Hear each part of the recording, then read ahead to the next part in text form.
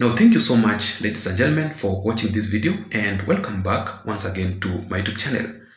Please subscribe just in case you are here for the first time, and also don't forget to press the notification bell so that every time I upload a video here, YouTube will automatically send you the notification and the updates. You can also support me by joining this channel so that you can become a VIP member by simply pressing that join button on this channel down below. Otherwise, to my returning subscribers, to my loyal viewers, and to my supporters who are currently watching this, feel very much welcome, and I don't take your support for granted. So thank you so much, and I really appreciate you so much, guys, for your continued support. Now, I just want us to go straight into our critical analysis for today without wasting much time. And the Azimio La Umoja Alliance leader, Right Honorable Raila Odinga, today held his demonstration rallies at Kamukunji grounds in Kibera, and I happened to follow that event very closely and very keenly. I made several observations about that event, and therefore, in my considered opinion, ladies and gentlemen, I came up with a final conclusion that Raila Odinga failed to meet his political objectives by holding that event. And the reason as to why I'm saying this is because, number one, let us start with the turnout. The turnout of that event was very low. The turnout was very, very poor, considering the fact that, first of all, Kibera is considered to be the main bedroom of Raila Amolo Odinga.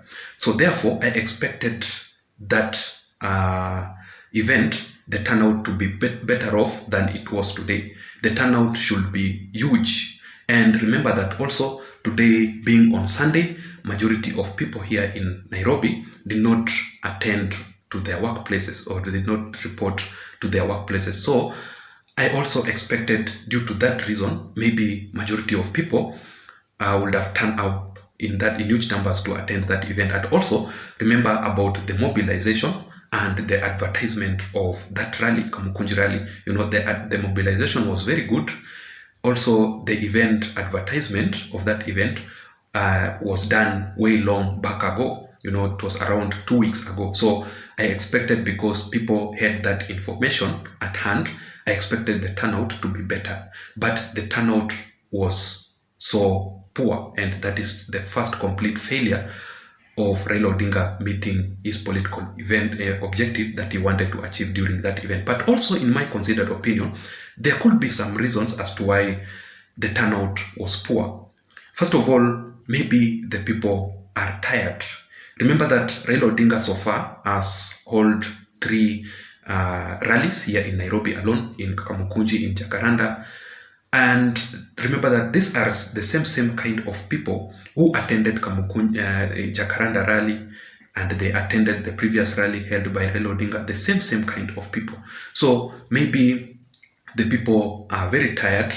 And also, in that event, if you followed very well, there was no psych. The people, or the event, the environment was very, very dull. Also, maybe because the poor turnout was because of the purpose, you know, the agenda of Raila Odinga's rallies.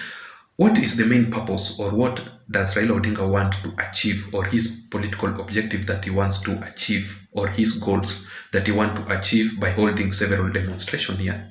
You know, Raila Odinga wants to kick out William Ruto out of the government, you know, so that he can take over as the official president of the Republic of Kenya.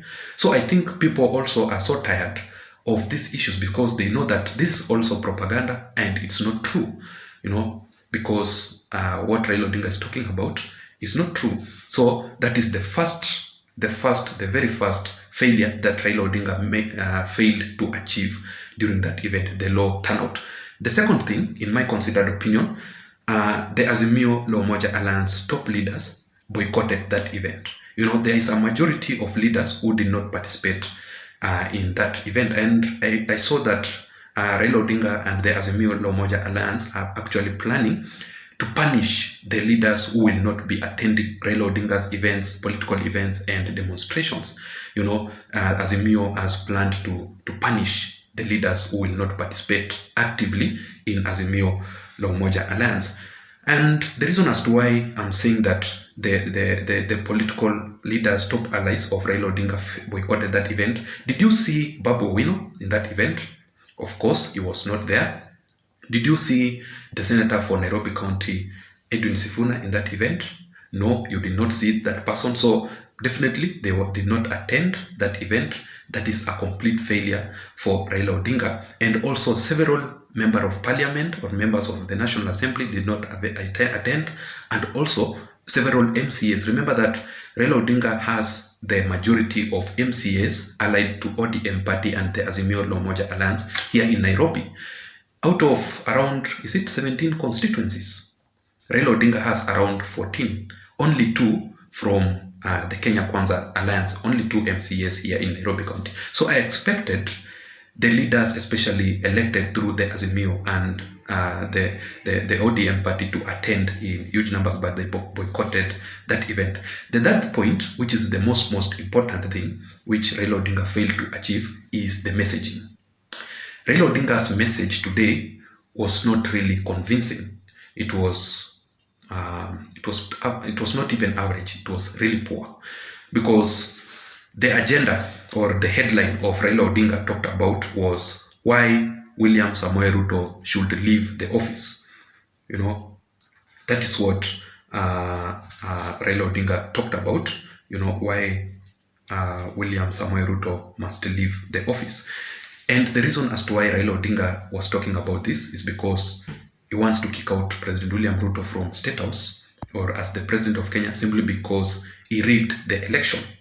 You know, each and every person here in Kenya knows very well that all what Raila Odinga is talking about here is definitely the propaganda. Raila Odinga is urging the people of the Republic of Kenya not to pay taxes. You know, without paying taxes here in Kenya, ladies and gentlemen, there is no development projects.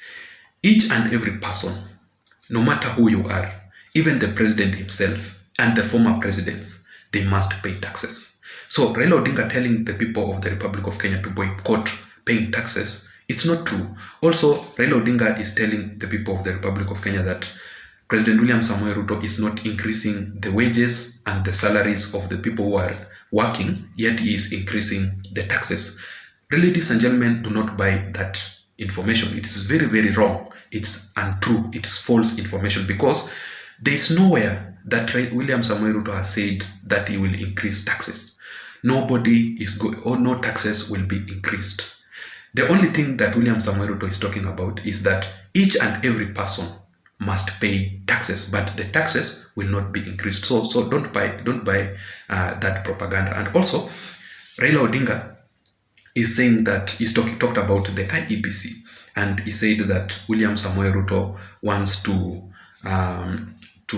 appoint the leaders of the IEBC, the leaders to be like Chebukatis, and he's saying that William Samoei Ruto wants to appoint 7 Chebukatis in the IEBC so that they can subvert the will of the people of the Republic of Kenya. First of all, I want to disagree with Raila Odinga simply because it is not William Samoei Ruto, the president, who will take charge in appointing the IEBC officials. There is a certain body, and the body which will take charge to ensure that the IEBC officials who will be appointed or who will be nominated there to take over the leadership of the IEBC, there will be public participation, and also parties will and alliances here in Kenya will participate. Therefore, the Kenya Kwanza Alliance will participate, and also the Azimio La Umoja Alliance will participate. You know, there will be an inclusive, you know, sort of thing.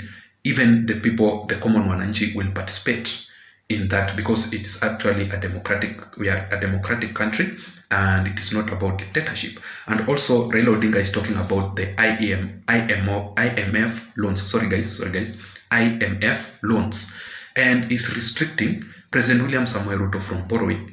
Remember, this is the same guy, Raila Odinga, who was convincing the former president of Kenya, Uhuru Muigai Kenyatta, to take the IMF loans. And I still remember Raila Odinga was the one who took Uhuru Kenyatta to China. If you can still remember, they went to China with Uhuru Kenyatta to try and borrow again from the IMF. You know, immediately Raila Odinga was brought to the government through the handshake. that is when now the loans started to increase. So Raila Odinga saying that William Samoei Ruto should not. Yes, I don't agree with William Ruto taking the IMF loans. But what William Samoei Ruto is doing currently is that he is borrowing a little, just a little, so that as we go by, he pays more, yet he pays the loans more, and he borrows less, so that as we go by, the loans which Kenyans have will reduce, and the development projects will increase. That is the formula. I hope you are understanding me. That is the kind of formula that President William Samoei Ruto is doing. So also he's talking about corruption, and he's saying that criminals are in the government, William Samoei Ruto's government, but according to my considered opinion, the independent institutions which are in charge of the corrupt cases, I think they had what was going on, and the DPP decided to drop the charges to the people who had corruption cases, simply because it was politically engineered in the previous 2022 general election. So I don't know what you think, ladies and gentlemen. Let me hear your thoughts on the comment section below. Otherwise, I don't have much to add on. In my considered opinion, that rally by Raila Odinga was a total failure. Until next time, my name is Json, but please don't forget to press the notification bell on this channel, and also don't forget to subscribe to my channel. Let me hear your thoughts on the comment section below concerning this event. Thank you so much for watching this video.